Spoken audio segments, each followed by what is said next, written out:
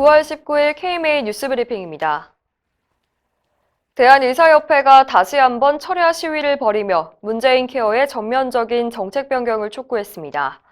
최대집 회장을 비롯한 의협 집행부와 부산, 대전, 충남 등 지역 의사회 임원들은 18일 밤 보건복지부 세종청사 앞에서 밤샘 시위를 가졌습니다.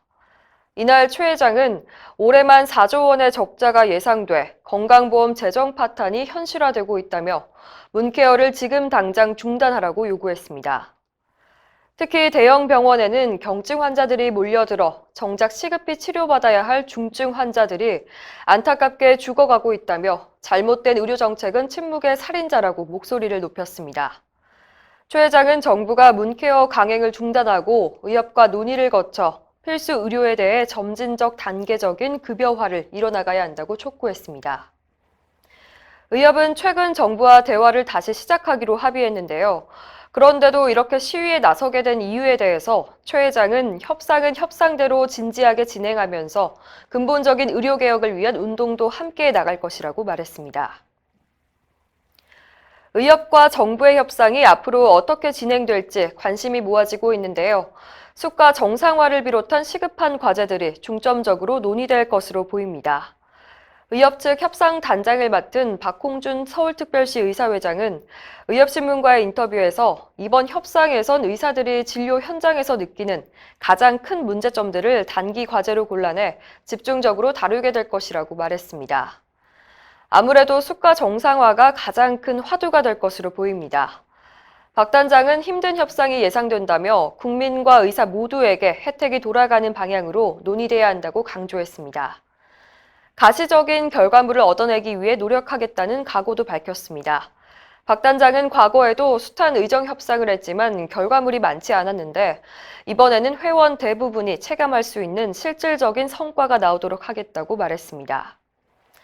의정 협상에 임하는 의협 측 협상단에는 박홍준 단장을 비롯해 연주는 보험이사, 박종혁 홍보이사 겸 대변인, 김대하 홍보이사 겸 의무이사, 성종호 정책이사와 강대식 부회장, 방상혁 상근부회장과 김영일 대전광역시 의사회장 등이 참여합니다.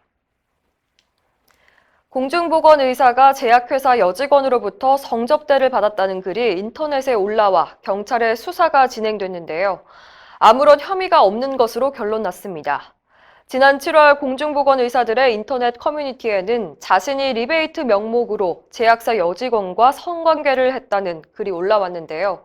이 내용이 언론에 알려지면서 불법 리베이트 사건으로 파장이 커졌고 급기야 보건복지부가 경찰에 수사를 의뢰했습니다.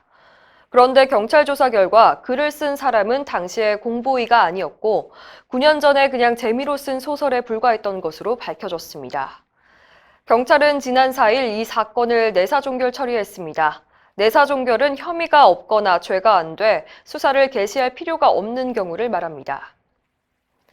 첩약급여화를 놓고 극심한 내부 갈등을 겪고 있는 한의사협회가 22일 임시총회를 엽니다.